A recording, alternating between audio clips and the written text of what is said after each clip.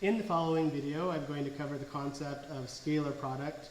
And in the United States, the scalar product is, we call this the dot product. But I'll probably refer to both of these interchangeably, even though they mean the same thing. So when we talk about this scalar product, this is the concept where we take some vector u, defined as u subset 1, u subset 2, and u subset 3, and vector v, which is defined as v subset 1, and v subset 2, and v subset 3. And so the scalar product is when we take the product of the x components, which would be u subset 1 times u subset times v subset 1, and we add that to the product of our y components, which would be u subset 2 times v subset 2, and then we add that to the product of our z components, which would be u subset 3 times v subset 3. And this becomes extremely important, this concept becomes extremely important in our proof of the angle between two vectors. And this equation of how we calculate the angle between two vectors can be discovered by using a proof of the law of cosines. So through this law of cosines, which I'm going to show in class but not on the video, we end up getting cosine theta equals v, the product, the scalar product of v dot w over the magnitude of v times the magnitude of w. So we have these two vectors, and what we're calculating then is this angle right here. Now, if you consider the quadrants where cosine is going to be positive, if it turns out that this right-hand side over here turns out to be positive, then we know that our angle is going to be acute. If it turns out that this right-hand side is negative, well, where is cosine theta negative? Cosine theta is going to be negative in the second quadrant and the third quadrant, but nevertheless, if cosine theta is going to be, if the right-hand side is going to be negative, then our angle is going to be obtuse. If the right-hand side is positive, our angle is acute. If the right-hand side is negative, our angle is obtuse. Now, there's a couple of other things that I want to talk about. I want to talk about parallel and perpendicular vectors. So we'll start out with perpendicular. Perpendicular versus parallel vectors. Now, I'm going to use our unit circle again. And on our unit circle, here's our initial side, so we're going to say that this is one vector. And then we have some other vector here so that these two vectors are perpendicular to each other. Then that means that our angle here is 90 degrees. So I have cosine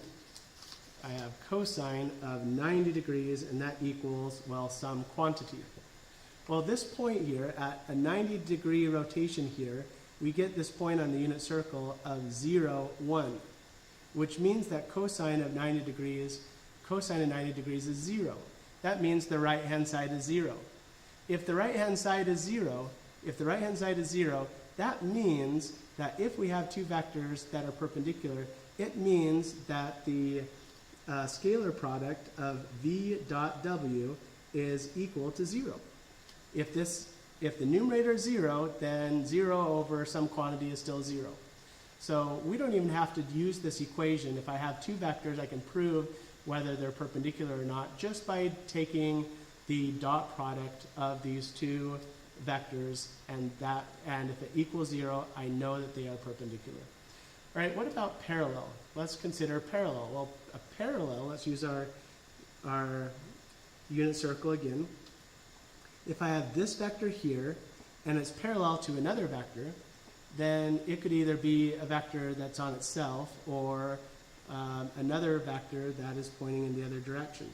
So we're looking at parallel vectors being either cosine of 0 degrees or cosine of 180 degrees. Now, if it's cosine of 0 degrees, that means I haven't rotated at all, which means, well, what is this point on the unit circle? That's 1, 1, 0.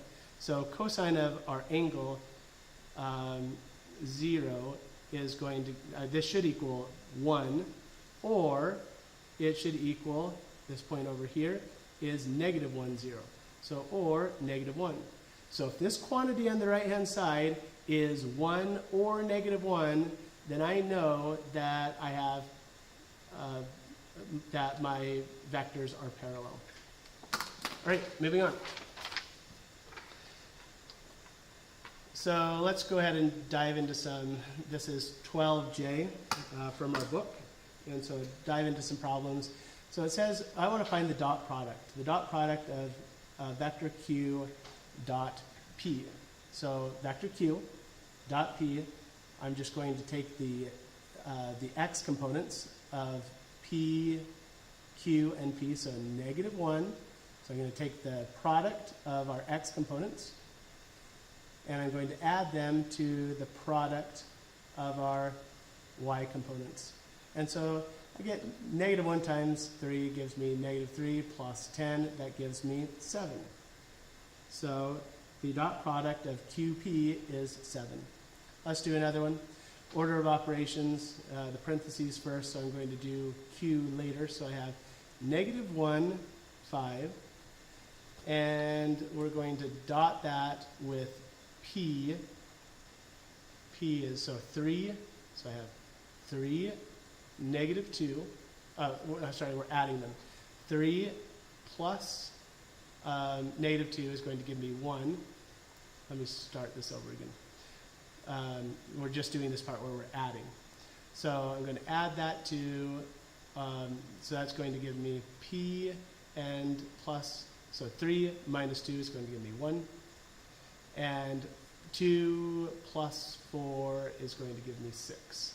And then we take the dot product of these. It's going to give me negative 1 times 1 plus 5 times 6 gives me 5 times 6 is going to give me 30, and then 30 times this negative 1 is going to give me 29. That's going to give me 29. The dot product, or the scalar product of this particular answer, is 29. Right, let's move on. Let's look at number 2. We're taking the dot product of A and B. We're going to take the product of our x components, so that's going to be 2 and negative 1. We're adding that to the y components of 1 times 1. We're going to add it to the product of our z components, which would be 3 and 1.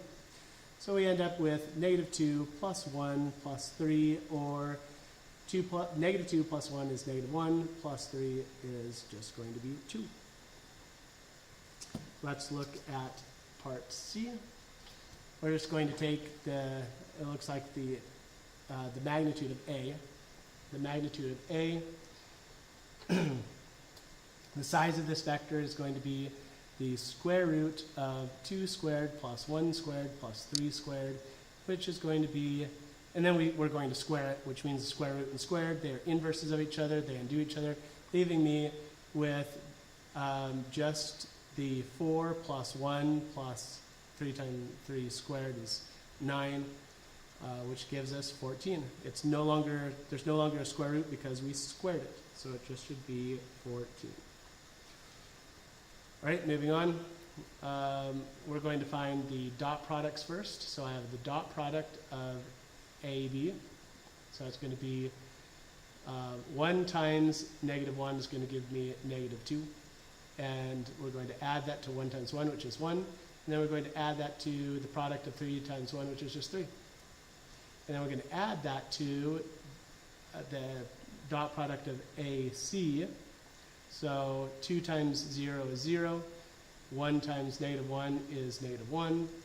And plus 3 times 1 is going to give us 3. And then we add these up. Negative 2 plus 1 is negative 1. Negative 1 plus 3 is going to give me 2. 2 minus 1 is 1. 1 plus 3 is 4. So this should be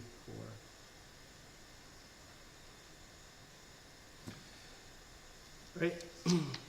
Number 4, let's jump down to number 4. It says, find the angle between M and N. I want to find the angle between these two. Well, if I'm going to use, if I want to find the angle between these two, this is going to be a little bit lengthy, and so I might need to add some more paper into here.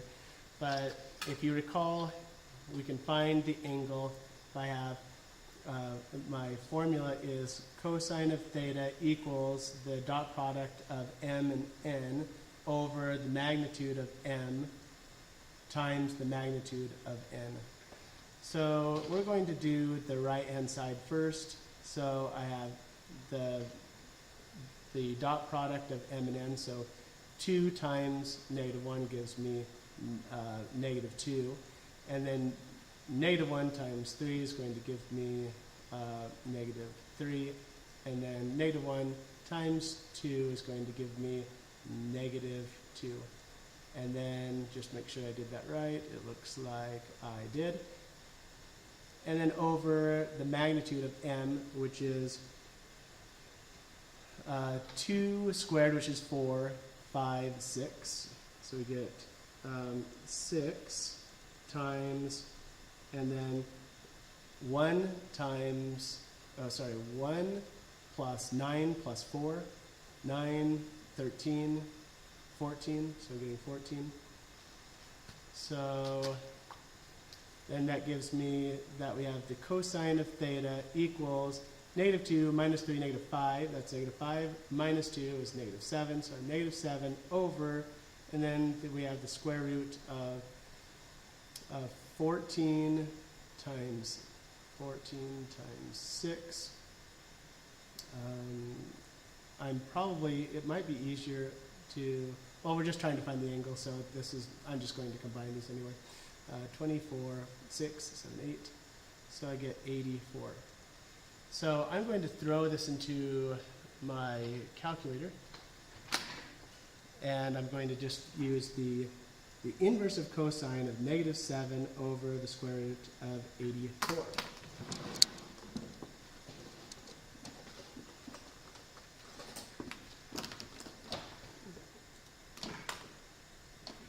So I'm going to go to,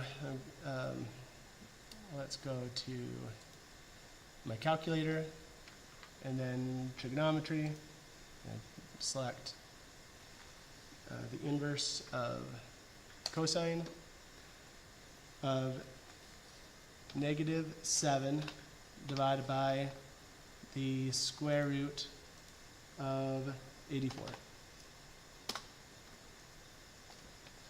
So that gives me, it looks like I have an angle then of about 140 degrees, about 140 degrees. So there you go. We're getting an angle of about 140 degrees. All right, I'm probably going to skip around a little bit more than I want. I'll do one of these, I suppose. So we have this vector here of, well, this is really just what, 1, 1, -1. And we are taking the dot product of 0, 2, and 1. So we're going to find the product of our x components. That's just 0.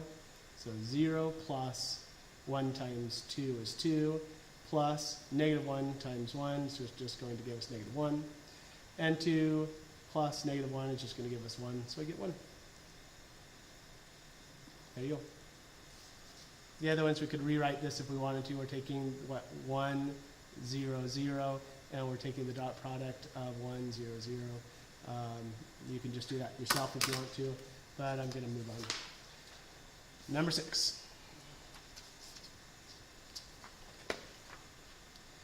So I want to find the dot product of P dot Q. So I know that the only thing that's really given to me is that I know what the magnitude is. I know the magnitude here is of P is 2, and the magnitude of Q is 5. So I'm going to write my equation of cosine of, and I know what my angle is, it's 60 degrees, and that equals P dot Q over the magnitude of P, which is 2, times the magnitude of Q, which is 5. And I know what cosine of 60 degrees is. We could use our hand method. to see if you recall the hand. If you don't recall the hand method, go to YouTube and type in hand trig trick, and we'll see that from our using our hand trick, we're going to find that cosine of 60 degrees is 1/2. So this becomes 1/2 equals P dot Q over 10. All right, so then we're going to multiply 10 by both sides. So that's going to give me that P dot Q equals 10 times 1/2, which is just 5. So P dot Q is 5. Number 7 says, suppose that the magnitude of vector v is 3 and the magnitude of vector w is 4, and I want to state the possible values of v dot w if v and w are parallel. All right, if they're parallel, it means then we have our cosine of 180 degrees or 0 degrees, so either 180 degrees or cosine of 0 degrees, and that's going to equal that sum v dot w over 3 times 4. So that's going to get 3 times 4 is going to give me 12. So I end up with 12 over here. I have 12 times cosine of 180 degrees, which is going to give me 1 or negative 1.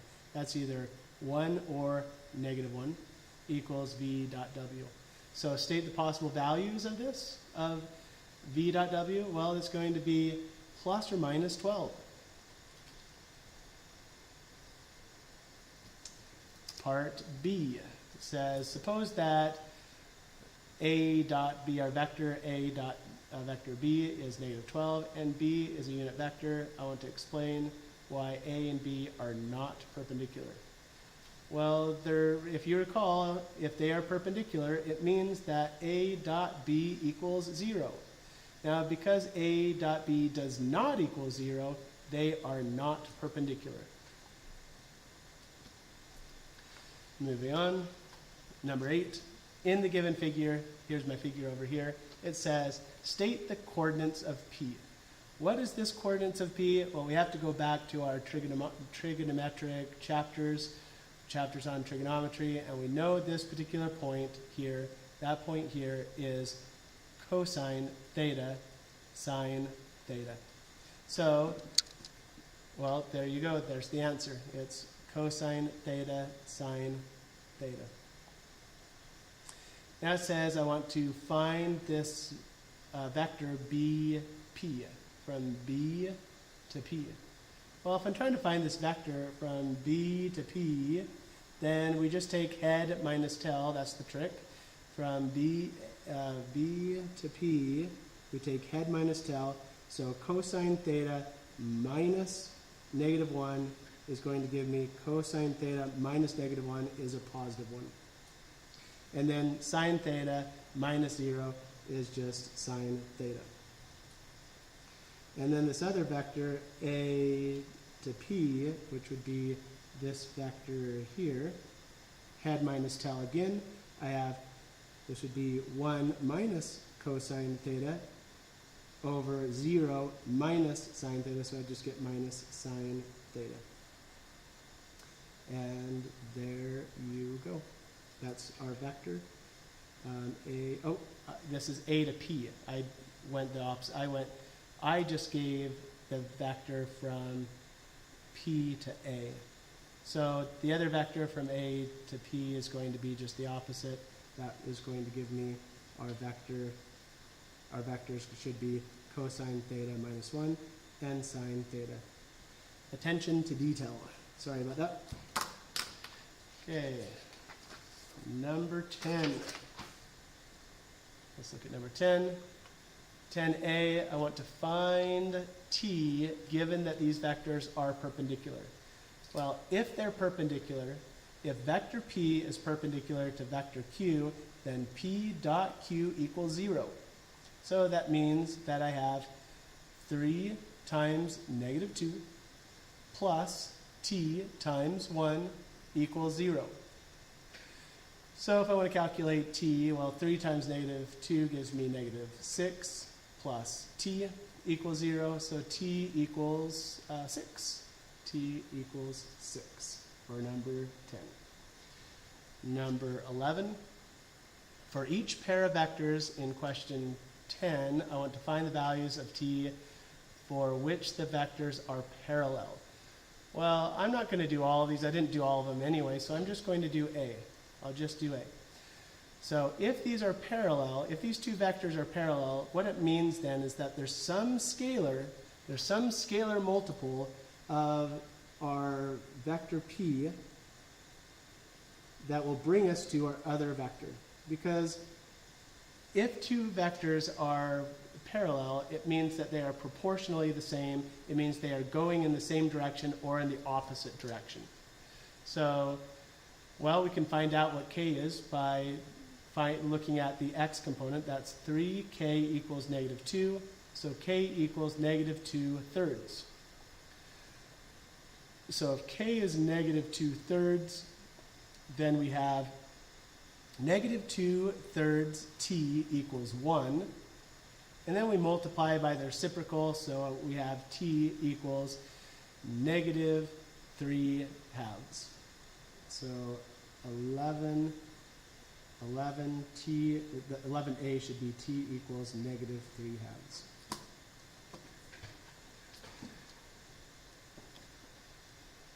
Okay. Moving on. I want to show that this vector 1, 1, 5 and vector 2, 3, negative 1 are perpendicular. Well, then that means that this vector 1, 1, 5 dot 2, 3, negative 1 equals 0.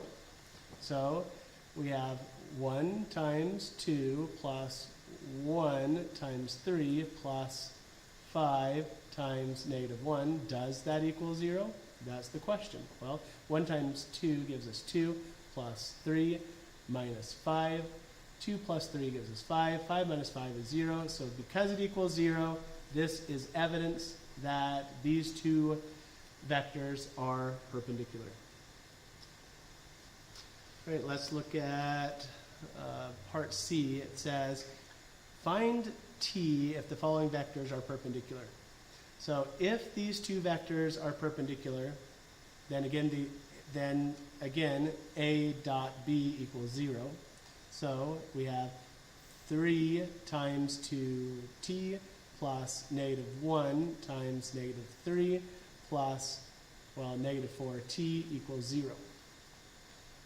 And so then I'm going to multiply, get 6t plus 4 equals negative 4t equals 0. I'm sorry, this should be plus. I apologize.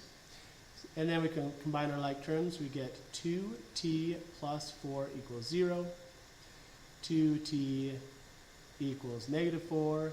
Divide by 2, that's going to give us that t equals negative 2. So 11c is supposed to be negative 2. Okay. Number 13. Sorry, I'm skipping around a lot. I just don't want this video to go way too long. Says, use a scalar product to check if triangle ABC is a right triangle. If it's a right triangle, I might not do all of this. This is going to take a while. If it's a right triangle, it means that either a dot b equals 0, or a dot c equals 0, or b dot c equals 0. So if I can show that for any of these, I'll do one of them. We'll see if it works. Yeah, this is two-dimensional. It should be fast. So I'm going to check we have to find these vectors first. We have to find, these are just points here, so we have to find these vectors. So the vector AB is going to be negative 2 times negative 2. That's going to give me 4. And then 1 times 5 gives me 5. So that gives me 9. I'm sorry, I did this wrong. I'm doing this wrong altogether. AB is equal to the vector of AB is -2, 5, and I'm going to subtract that from the tail, which is -2, 1. And so that's going to give me -2 minus -2, that's going to be 0. And then 5 minus 1 is going to give us 4. So I have this vector here, and then I have another vector. Let's find A to, I don't know, C. So we're going to take 3, 1, and we're going to subtract that from -2, 1. It's going to give us 3 minus -2, which is going to give us 5. And then 1 minus 1 is going to give us 0. And then our last one is, let's see, we have B to C. So that would be 3, 1. We're going to subtract that from our other vector of -2, 5. So that's going to give us, am I doing that right? Nope. We're going to take 3, 1, and we're going to subtract that from -2, 5. So that should give us 3 minus -2 is going to give us 5. And then 1 minus 5 is going to give us, 1 minus 5 is going to give us 4, -4. So we have these we have 3 different vectors here. And then now we have to take each of these vectors and find out whether when we when we take the dot product of these 2 vectors, or these 2 vectors, or these 2 vectors, that we're going to get 0. And for this particular problem, it turns out that we do have a right triangle, but I don't want to go, I'm running out of room anyway. So you'll have to do this one on your own. I just want to clarify, I just want to quickly, A, B, 5. Yep, it looks good. So just a matter of doing the math to figure out whether you have, whether when we take the dot product of these vectors, whether we get any of these become 0. All right, let's move down to 16. It says, find the form of the following vectors which are perpendicular. So I want to find a perpendicular vector to this vector here of 5, 2. Well, what would I want to multiply? What would I multiply by so that I could get 0 here? Well, I would probably want to multiply something like, I don't know, like -2, 5. We reverse these, and one of them is negative. Then when we take the dot product, 5 times -2 plus 2 times 5, we're going to see that we have that we'll end up getting 0. So some multiple of this, so we're going to say that some multiple of this will give us 0. So we're going to say that k, which is our scalar, times -2, 5, where k cannot be 0. This is the answer for A. And so I suppose it's also true if we made, k some scalar times 2 to -5, that would also be true. Where, of course, k cannot equal 0.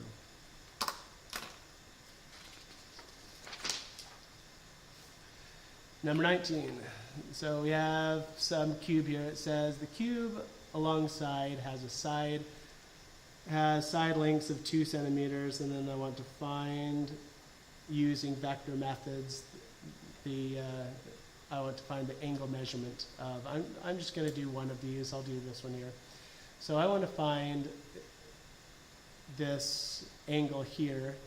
So it looks like we have A, so from this angle here, so if we have this vector here, and then we have another vector that goes up to S. I don't know if you can see that, but there you go. So I want to find this angle right here in between. So let's go ahead and write down the vectors that we have. This vector right here if we imagine that this is at the origin, B is at the origin, we'll say B is at 0, 0, 0. If B is at 0, 0, 0, then this vector here of BA, that vector here of BA is going to be 2, 0, 0. Our length is 2, so we're going 2 out, and then no spaces to the right and no spaces up. We have some other vector here of from B to S, and that point here is going to be, we're going 2 to the left, 3 to the right, and 2 to the left and 2 to the right and 2 up. So we end up with 2, 2, 2. And if I want to find then I want to find what do I want to find? I want to find the measure of this particular angle. Then if you recall, cosine theta, which I'm trying to find, is equal to our vector of BA dot BS over the magnitude of BA times the magnitude of BS. So then I have the dot product then is 2 times 2, which is 4, plus 0 times 2, which is 0, plus 0 times 2, which is 0. So I end up with just 4 in the numerator. And then we need to find the magnitude of our first vector. That's so this is all cosine theta, which we're trying to find out. We're trying to find theta, equals the square root of 2 squared plus 0 squared plus 0 squared, which is just going to be 2 squared, times the square root of 2 squared plus 2 squared plus 2 squared. 2 squared is 4, 8, 12, gives me 12. So that's going to give me, let's just go cosine theta equals 4 over, well, the square root of 2 squared is just going to be 2 over 12. Of course, we can simplify this to get just 2. So I have cosine of theta equals 2 over the square root of 12. Now, in my calculator, I'm just going to throw in that theta equals the inverse of cosine of 2 over the square root of 12. So we go to trigonometry, calculate the inverse cosine of 2 divided by the square root of 12, and that gives us 54.8. 54.8. So 54.8 degrees.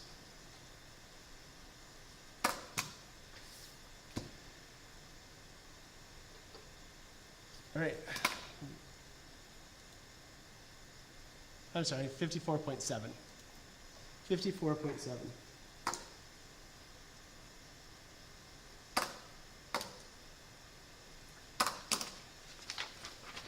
Okay, a couple more. I'm going to do 2 more problems. Number 22 says, find t if I have this vector here of 2, t, and then t negative 2, t minus 2, sorry, and then our other vector of t, 3, and t. So I know that these 2 vectors are perpendicular, so I know we have some vector u dot v that should equal 0. So we're going to do the dot product. That gives me, we're going to take the product of our x values, which would be 2 times t, plus the product of our y values, which would be 3t, plus the product of our z values, which would be z times, t times t minus 2, and that should equal 0. So I'm going to distribute, I'm going to combine these. 2t plus 3t is going to give me 5t, and then I'm going to distribute, so I have t squared minus 2t equals 0. And so that's going to give me t squared, combine like terms again, plus 3t equals 0. I'm going to factor out a t. That's going to give me t times t plus 3 equals 0. And the t values that will give me 0 on the left-hand side are when t equals 0 and when t equals -3.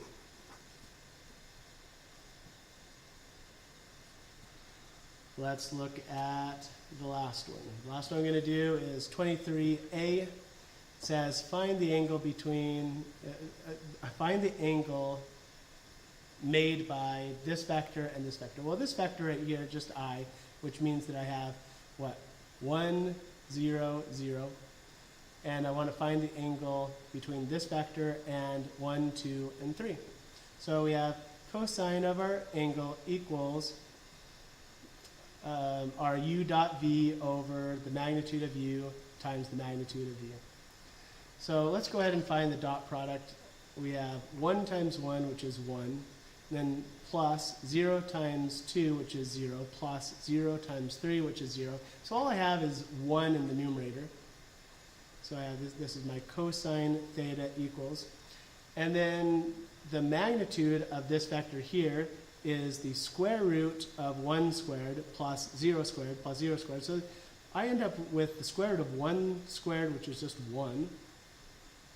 And then I'm going to multiply that to the square root of 1 squared plus 2 squared plus 3 squared.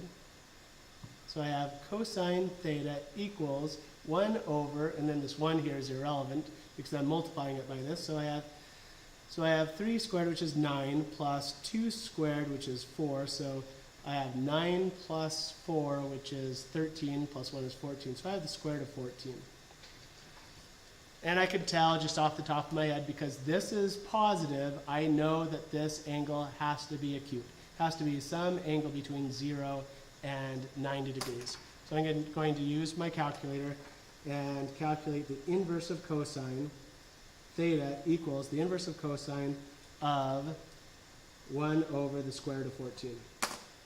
So in my calculator, I'm going to throw this in there. So I have the inverse of cosine of 1 divided by the square root of 14. And that gives me 74.5 degrees. So there you go. The answer is 74.5 degrees for this last one. I hope this video was helpful, and I hope you do really well in my class.